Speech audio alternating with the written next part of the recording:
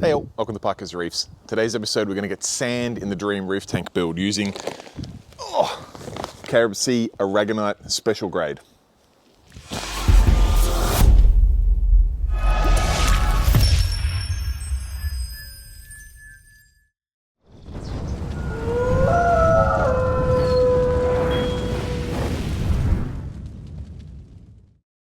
Alright, so in the last video where I talked about the cabinetry and also about getting some water in the tank, some of you very keen-eyed viewers out there noticed that in some of the video there I'd actually already got sand in the tank and I hadn't done a video about it yet.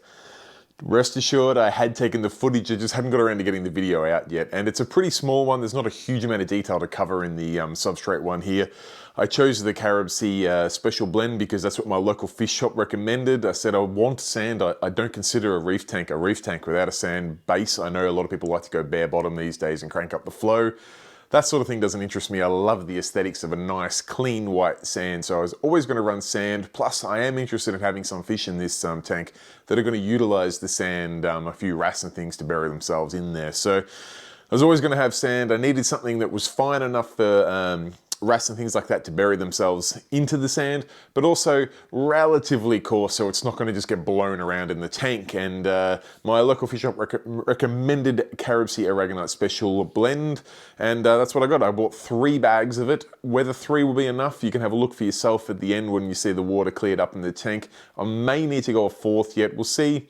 3 might be enough. We'll let it settle for a while and go from there. But I want to run you through the process of how I added the sand to the tank, because I did actually add it after it was already full of water, which makes things a little bit complicated, but nothing a couple days patience and a little bit of filter roller won't clear up. But anyway, I thought I'd run you through the process of adding sand to my Dream Reef Tank. So let's roll the footage. All right, so we got our bag of sand, or one of the bags of sand. I've got a bucket here, and I've got my garden hose, which I know some people will turn their nose up at. They think you should rinse this in RO water or salt water. Realistically, the amount of contaminants from the tap water, which we have very good tap water supply here, that it's going to hang on a little bit of wet sand is pretty negligible. And I want to give this a good solid rinse using something nice and pressurized like a garden hose, rather than just a bit of static salt water or RO water. It's going to make that a lot easier. So to each their own, but I'm going to use my garden tap here. So what I'm going to do is I'll tip some of this sand into the bucket. I'll give it a bit of a rinse out. I'll tip the dirty water out, then I'll carry the bucket in, tip it into the tank, repeat about 400 times. We've got sand in the tank. So I'll get cracking.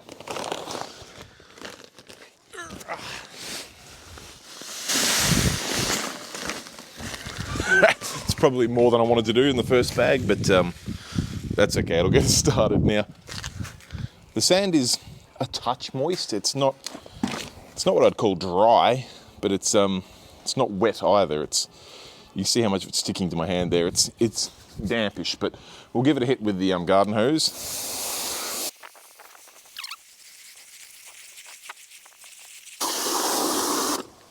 All right, that water's pretty milky now, so you'll see when I tip it out, well, it's quite frothy at the moment. There's a lot of dust particles in there that would otherwise have ended up in the tank and taken quite a while to settle or to be pulled out via mechanical filtration. So I'll just keep tipping that out until we get to the point where we're almost tipping sand out. Get all that white, dusty water out. Grab the hose, rinse, repeat.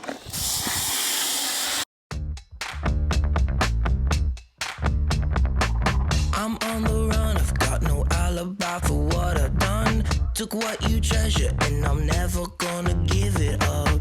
I left these empty streets and hide within the shadows. You think I'm low, but you don't know how low I'll go. I've been hung. All right, now we've got the sand fairly well rinsed. I wanted to grab a quick magnet, so I've just grabbed a spare Tunzi magnet, which has got nothing on it. I've given it a wipe off. And I just want to run it through the sand because I've heard rumours, and I just thought I'd either verify the rumours, dispel the rumours, or just check for my own curiosity that people have been finding metallic parts in their Carib Sea Aragonite sand. So I figured I'd grab a magnet and we'll run it through.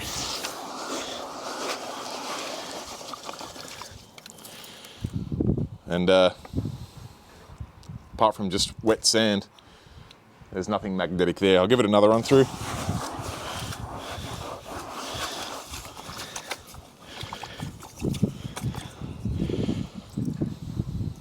And again, a little bit of wet sand.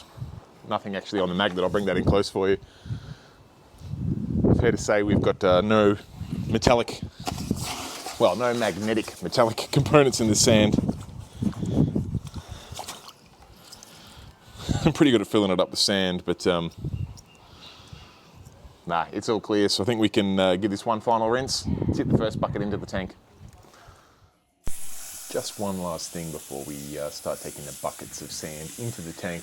I thought I'd take the opportunity to show you the difference of the water that comes out from the first rinse through to about the 10th rinse. So I've got a bucket here with about 1/4 of a bag of sand in it, and you can see I'm just hitting it with the hose. The amount of dust that's in that water, in fact, you can see it even staining the sides of the bucket. It's a pretty solid white color, and we're even getting a bit of froth in there, I guess, as the water and the air mixes throughout the sand. This is definitely not the type of contamination you want to get in your tank. Not that it would be deadly or anything like that, but it's just going to take a very, very long time to clear. You can see the water that's coming out there is a solid white. Pretty close to a paint, to be honest. Not the sort of water you want to try and mechanically filter out of your tank. So the more you can rinse out of that, the better. Now, we'll fast forward through to rinse number 10 with exactly the same process. So just hitting that 1/4 bag of sand in the bucket with the hose, and you'll see that we're still getting a bit of dust, a little bit of particles coming off the sand, but the water is still much, much clearer. In fact, it's probably just about all of the contamination in the water, or what's making it not clear, I guess, is a little bit of bubble. There is still a bit of dust in there, and you'll see when we tip it in the tank that it absolutely is going to make the water a bit cloudy. But you get to this point where I reckon another 10 rinses ought to probably be at about the same stage. You can actually see through the water there, so I'm happy with that. I'm going to start tipping water at this point into my, start tipping sand at this point into my tank. So let's carry it in and see how we go. Alright, so here we are headed into the tank with bucket number 1 of sand. Now, like I pointed out, this is about 1/4 of a bag of sand. It's been rinsed about 10 times. I'm up on my Gorilla platform. Please, no comments about the Gorilla climbing on that platform. And you can see all I'm really doing is lowering the bucket into the tank, letting the salt water mix in with the sand, and then trying to tip that sand in. You can see that the water in the tank at this stage is still a little bit cloudy anyway. But you can see the little dust clouds come up when the sand hits the bottom there. So despite my efforts in rinsing, we're obviously going to have a fairly cloudy tank. Now, if I was to do this again, I would probably put the sand in before the water, but realistically, I'm going to end up with the same sort of cloud. It's just going to appear at different times. And you'll see now when we switch over to when I've finished adding all the sand, you can see how cloudy the tank was, which did actually make it fairly difficult to see whether I'd had enough sand or not. I suspected we'd need about 3.5 bags, so I went on the cheap side and bought 3 bags and figured I can always buy a 4th bag down the track. So I let the filter roller pull as much of this out as I could, and you'll see on day 2 that we were nice and crystal clear. Now, whilst I've got a few bare patches on the floor or on the base of the tank there are some parts that are very highly stacked up from the MP60s that I put in there just to help circulate the water around. So we're probably going to go pretty close. I'm going to let that run and see whether that gets us all the way there or not. And hopefully 3 bags will do it. If not, I guess I'll have to buy a 4th. Alright guys, there you have it, a fairly straightforward video, but I did promise that I would take you through every step of the journey with this Dream Reef Tank build, and I've got a whole heap more steps to come. So if you're not a member yet, please consider subscribing. Just click the link down the bottom there. It will make sure that you don't miss out on any future videos, and more importantly, from my perspective anyway, it will help me out on this YouTube journey, which I must admit, the last few videos I've had a lot of people tell me that they cannot believe I've got less than 10,000 subscribers. Personally, I cannot believe that I've almost got 10,000 subscribers. So your subscription counts, that gets me over that 10,000 milestone, which makes me, I guess, a small to moderate YouTuber rather than just a backyard creator. So it'll go a long way if you could click that subscribe button and even hit that bell notification so you get notified when I drop my next video. If you've got any questions or feedback or anything about the sand process, I'm absolutely no expert in the field. This is just the way I added sand to my tank, but I'm always happy to hear your feedback. Just pop the comments in the section down below.